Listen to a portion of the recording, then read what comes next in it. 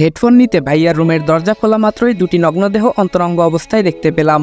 সে আর কেউ নয়, আমার বড় ভাই ও মামাতো বোন জান্নাত, যাকে আমি 2 বছর ধরে ভালোবাসি। জান্নাতও আমাকে ভালোবাসে, কিন্তু কখনো এই অবস্থায় দেখবো স্বপ্নেও ভাবিনি। আমাকে দেখে এতক্ষণে ভাইয়া ও জান্নাত কাপড় পরা শুরু করে দিছে। লজ্জায় কেউ কোনো কথা বলছে না। হয়তো আমি এখানে আসবো আশা করেনি। আমি বললাম, ছি ভাইয়া ছি, তোমাকে আমার ভাইয়া বলতে ঘৃণা হচ্ছে। তুমি কি করে এটা করতে পারলে? লজ্জা করলো না? ভাবি থাকা সত্ত্বেও এমনটা করলে। জান্নাত, তোমাকেও বা কি বলবো, ঘৃণা হচ্ছে নিজের প্রতি। জান্নাত মাথা নিচু করে বলল, আবির প্লিজ কাউকে বলো না, আমি তোমার পায়ে পড়ি। আমি বললাম, ছি, তোমার নোংরা মুখে আমার নাম কখনো উচ্চারণ করবে না। কাঁদতে কাঁদতে চলে এলাম আমার রুমে। নিজের চোখকে যেন বিশ্বাস করতে পারছি না। জান্নাত কেন এমন করলো? আমি ওর সাথে শারীরিক সম্পর্ক করতে চাইলাম না বলে আমার ভাইয়ের সাথে এমনটা করবে? সারা রাত কেঁদেই কাটিয়ে দিলাম। বাসার কাকে এই কথাটা বলবো? যদি কাউকে বলি তাহলে তো ভাবির সংসারটা ভেঙে যাবে। ভাবি তো এখন বাপের বাড়িতে। সব ভেবে ডিসিশন নিলাম বাসা থেকে দূরে কোথাও চলে যাব। তাই জমানো মাটির ব্যাংকটা ভাঙলাম। 1336 টাকা ছিল। ব্যাগে কিছু কাপড় ও জমানো টাকাটা নিয়ে বাইরে বের হতেই বাসার সবাই।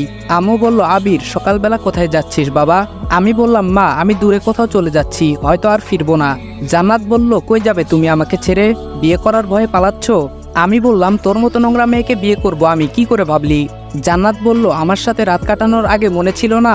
কথাটা শুনেই আম্মু আমার গালে সজোরে একটা থাপ্পড় লাগিয়ে দিল। তোকে আমার ছেলে ভাবতেই ঘৃণা হচ্ছে। এদিকে ভাইয়া এসে আমাকে ইচ্ছামতো লাঠি দিয়ে পিটাচ্ছে। ব্যথায় আমি চিৎকার করতে লাগলাম। এমন সময় ভাবি তাদের বাসা থেকে চলে আসে। আমায় এমনভাবে মারতে দেখে এগিয়ে আসলো ভাইয়াকে আটকাতে। চোখ দিয়ে অঝরে পানি পড়ছে। নিজের ভাই তার অপরাধ ঢাকতে আমাকে এভাবে মারছে। আমাকে নিয়ে গিয়ে একটা রুমে আটকে রাখা হলো। নিজের গর্ভধারিণী মা আমাকে চিনতে পারলো না। 1 বছর আগে ভাইয়া অ্যাক্সিডেন্ট করে যখন মৃত্যুর সাথে পাঞ্জা লড়ছিল, তখন তো আমি আমার 2 ব্যাগ রক্ত দিয়ে বাঁচিয়েছিলাম। সে কি করে পারলো আমার শরীর থেকে রক্ত ঝরাতে? এসব ভেবে দু চোখে যেন অশ্রু বাধা মানছে না। জান্নাতের সাথে আমার প্রেম আছে, বাসার সবাই জানে। কিছুক্ষণ পর আম্মু এসে পাঞ্জাবি পায়জামা দিয়ে, তোর সাথে জান্নাতের বিয়ে, রেডি হয়ে নে, আর বিয়ে না করলে আমার মরা মুখ দেখবি। আমি মাকে কিভাবে বলি যে জান্নাতকে ভালোবেসে 2 বছরে আমি স্পর্শ করলাম না?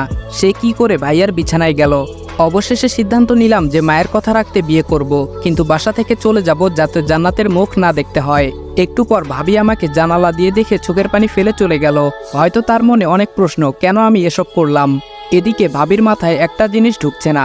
আবির তো জান্নাতকে ভালোবাসে, তাহলে কি এমন হলো যে বিয়ে করতে চাচ্ছে না? বিকেলে কাজে আসলো, আমার ও জান্নাতের বিয়ে পড়ানো হলো।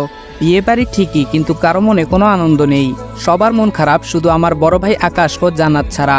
পায়ে ও হাতে প্রচণ্ড ব্যথা করতেছে, তবুও কষ্ট করে একটা চিঠি লিখলাম। প্রিয় মা, আমি তোমার কথা রেখেছি মা।